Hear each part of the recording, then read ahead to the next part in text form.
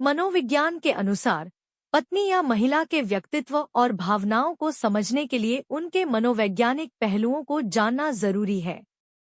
यहाँ कुछ महत्वपूर्ण मनोवैज्ञानिक पहलुओं की चर्चा की गई है जो यह समझने में मदद करती हैं कि एक पत्नी या महिला कैसे सोचती है और व्यवहार करती है। 1.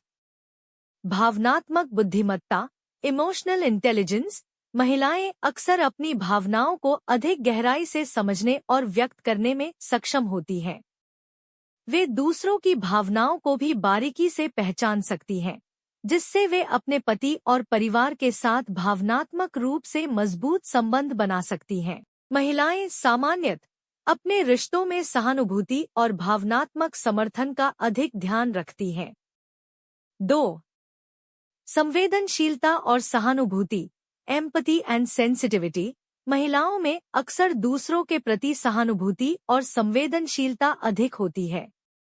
वे न केवल अपने पति की भावनाओं को समझती हैं, बल्कि परिवार के अन्य सदस्यों की भावनाओं और जरूरतों को भी प्राथमिकता देती हैं। मनोविज्ञान के अनुसार महिलाएं संबंधों में भावनात्मक कनेक्शन को गहरा बनाने में सक्षम होती हैं। 3. सुरक्षा की जरूरत, नीड फॉर सिक्योरिटी। पत्नी के रूप में महिलाएं अक्सर अपने रिश्ते में भावनात्मक और वित्तीय सुरक्षा चाहती हैं। यह केवल आर्थिक सुरक्षा तक सीमित नहीं होता, बल्कि एक सुरक्षित और स्थिर रिश्ते की चाहत होती है, जहां वे सम्मानित और मूल्यवान महसूस करती हैं। 4. समर्पण और आत्मत्याग, डिवोशन एंड सेल्फ सैक्रिफाइस। कई बार महिलाएं अपनी इच्छाओं और सपनों को परिवार और पति की प्राथमिकताओं के लिए पीछे छोड़ देती हैं। मनोवैज्ञानिक अध्ययन दिखाते हैं कि महिलाएं परिवार की भलाई के लिए खुद को प्राथमिकता में नहीं रखतीं, लेकिन इसके साथ उन्हें अपनी पहचान और संतुष्टि भी चाहिए होती है। 5.